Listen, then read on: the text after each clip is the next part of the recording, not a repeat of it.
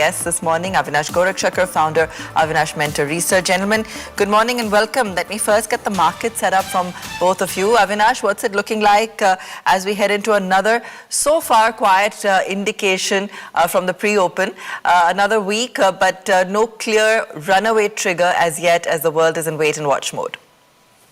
Yeah, good morning, Abha. I think markets are going to remain volatile, largely because of the fact that now Donald Trump has imposed a new tariff, for countries who don't agree with him on the Greenland issue.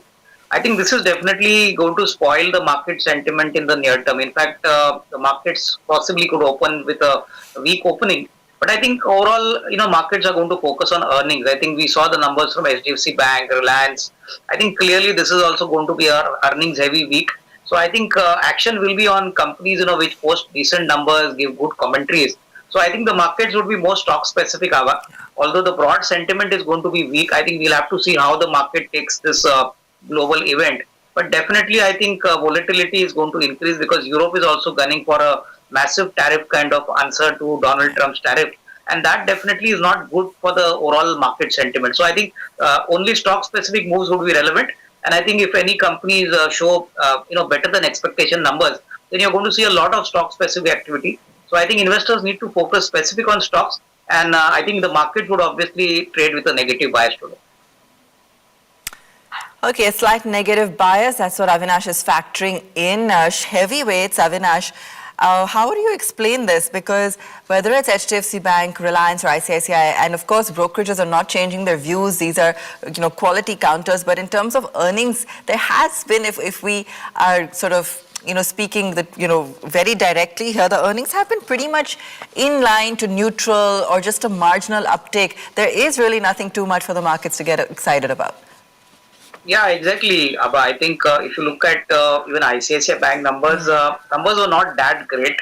And I think my sense is that markets should possibly look at the fourth quarter. But I think overall the commentary was good. I think if you talk about Reliance also, Reliance was in line. I think markets were not expecting some big fireworks. But at the end, a 11% move for Reliance on the profit front is not bad considering the base effect.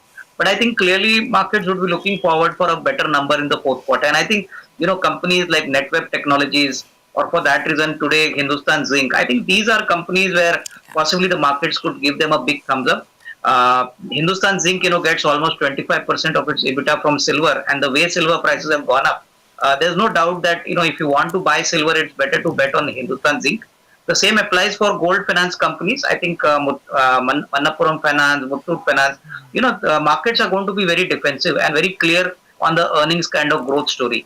So I think you're going to see stock-specific moves happening, but I think overall in the large cap, as you rightly mentioned, market moves are going to be limited because earnings have not been all that great, just neutral or maybe inline stance. Right. That's actually reported decent set of earnings and commentary.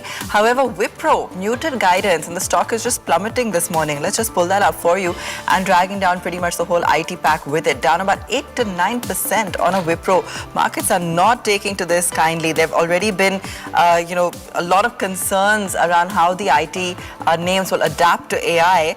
And now on both soft revenue, muted guidance, we're seeing very, very diverse reactions from brokerages, but also the markets completely seeing a whiplash reaction to Wipro this morning. Avinash, what's your view here? So I think my sense is that in any case, the December quarter is supposed to be a soft quarter. I think markets are looking forward that the fourth quarter would be slightly better. If you look at performances from TCS or HCL Technologies, definitely numbers have been good. The management commentary has been positive. But I think the markets are looking for some big earnings trigger and some big event to play out. Obviously, the India-US trade deal is something which is very important because a lot of US deals are stuck up in the pipeline. So I think markets are looking at possibly March end if the deal happens. Then I think you could see some sort of growth trajectory coming back. But I think this is a good time to accumulate large cap IT companies, considering the fact that once the US trade deal is completed, I think you're going to see a lot of business coming from the US. So I think we are constructive, but yes, from a long term kind of time frame. Okay, the bank in a little bit more detail. Avinash, let me get your view in on this and, what's really troubling the markets here, because we've been counting on banks to lead the next wave of the rally, but right now it's still looking a little choppy and a little stock specific. They're claiming due to agri provisions and labor law impact largely, but what do you feel about ICICI? What would you have liked to see from the bank, and what's the trajectory going forward? No, I think the biggest negative surprise for the ICICI Bank numbers was the provisioning number. Last quarter it was about 1,700 crores, and this time it's 2,500 crores. So I think the markets were pleasantly, disappointed in one sense that what were the provisions for, and was it a one-off? So I think if the commentary from the management is saying that possibly it's going to be a one-off. Overall, the NIM growth has also not been great. I think for a bank like ICICI Bank. So I think hopefully now the fourth quarter looks to be expected to be much steady. But I think at these levels, I think it could be fairly priced. So we are saying that somebody who's got a 12 to 15-month time frame can definitely buy into the weakness. But yes, Q3 numbers were not up to expectations, especially from the provision side. So we like to see whether these provisions are a one-off, and that I think will give a little bit of confidence to the market, because this selling is definitely because the Q3 numbers have not met the market expectations.